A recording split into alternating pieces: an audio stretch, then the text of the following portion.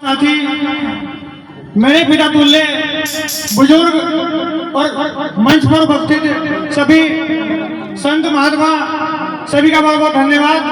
अपनी बात को ज्यादा लंबी ना करते हुए, क्योंकि मेरे साथ में और भी मेरे बाद बहुत सारे महात्मा गण बैठे हैं, सभी को समय मिलना चाहिए। सबसे पहले इस देश में जन्मे सभी संतों महापुरुषों को एक ही बारी में कोटि कोटि नमन और नमन। इस देश की दलित, पिछड़ी, आदिवासी, शोषित, वंचित समाज को जगाने वाले और धरती से आसमान पर ले जाने वाले परम पूज्य बाबा साहब डॉक्टर भीमराव अम्बेडकर जी को कोटि कोटि नमन करते हुए अपनी बात को शुरू करता हूँ।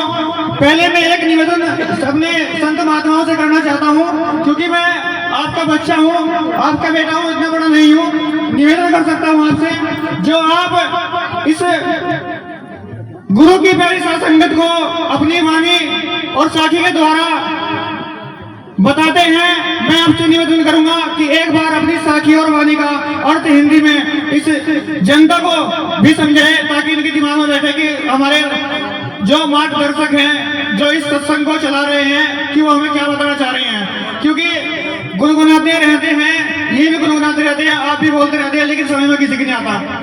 मैं गलत कह रहा हूँ, सही कह रहा हूँ? अगर सही कह रहा तो हाथ उठा लो, अगर गलत कह रहा तो हाथ ना उठाइयो। अगर सही कह रहा तो गलत बता लो।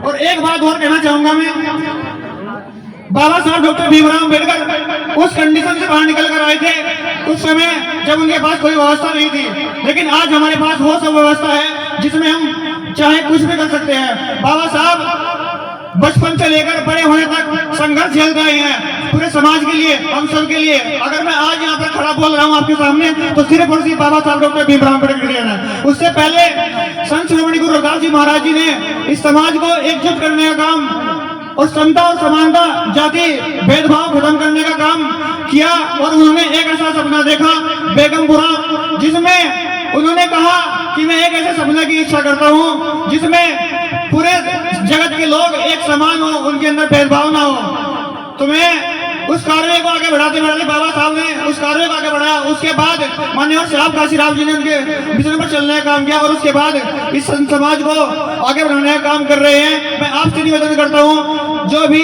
एक बात माननीय संचालक मोदी जी ने कही थी कि आश्रम का काम अधूरा पड़ा है, तो मैं आपसे निवेदन करना चाहता हूँ, अगर आप लोग चाहे सहयोग से मिलकर इस आश्रम के काम को आगे तक ले जाया जा सकता है। अगर आप चाहें, लोग बाग मंच पर आकर बड़े बड़े वादे करते हैं कि मैं अगले साल में एक नंबर लेके जाऊंगा, अगले साल 5000 इंटर लेके जाऊंगा। उसके बाद क्या करते हैं?